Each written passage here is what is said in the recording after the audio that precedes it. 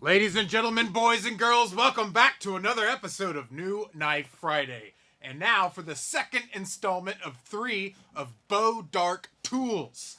It has been quite an exciting week. We have actually become a legitimate YouTube channel. We have a troll and we had a company contact me, and I am just over the moon about both.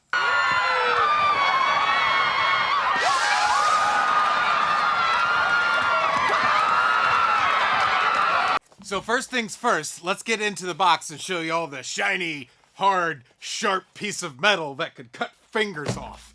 All right, today, and look at that, they put a little sticker on it and even put some initials on it. It's all personal. We have the Hunter's Golok. Yes, this is, I think it's 10.5 inches overall. It ain't pretty, man. It's got some wobble in the blade. It's got just a touch of wobble in the grind. But it is a tool, and it is to be viewed as such. I got contacted by Bodark Tools, and they wrote me something that I'd like to share with you guys. Let me just scooch in here real quick. I got it. Dear Solo, we saw your Etsy review and watched your quick first impressions video and wanted to reach out to say thank you. Truly, the goal of this little project is basically exactly what you hit on. I want a bomb-proof, no-frills tool that working folks aren't afraid to use. Working folks? That's us! They should be able to abuse it, leave them around the farm, the garage, or even in the back of a truck. Hell, there are 3 of the smallest blades from the first season of the Farmer's Parang laying around my cousin's small farm in Oklahoma. They are routinely used to beat through roots and hack back whatever weed or shrub is in the way. Are you kidding me? That's exactly what we're gonna do with this thing. With all of that being said, he wanted to give me a few specs and some details about the construction of this knife and the steel that they use to make it. So the steel is Japanese SUP 9A. It's not a particularly fancy steel, but it's about equivalent to 5160.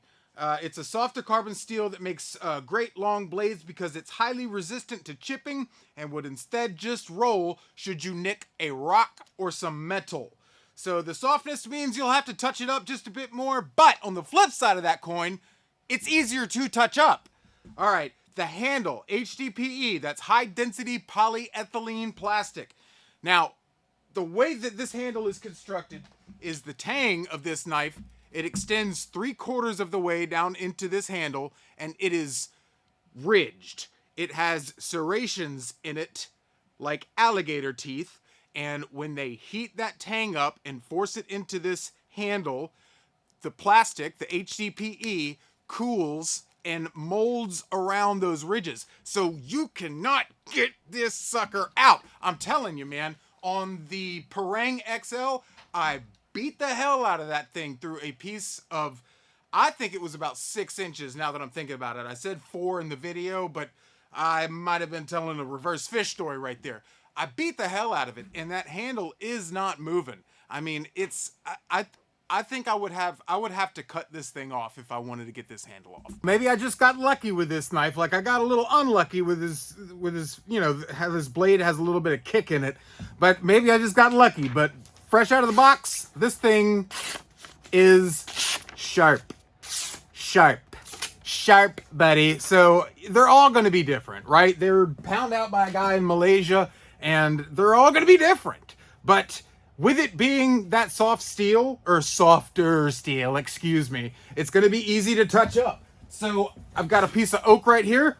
I'm going to chop my hand off, beating the hell out of this piece of oak. Let's see. All right, we didn't have any screen cuts. We could still slice that paper, no problem, man. We've got some good steel here. That's the Hunter's Golok. It's a pretty banging knife, man. I'm gonna take it out on Machete Monday, and I'm gonna cut some stuff with it. Listen, full disclaimer, Bodark Tools likes my videos so much that they said, hey, we'll give you a little kickback if you could sell any of these things, because they share the vision that I have. And honestly, I share the vision they have.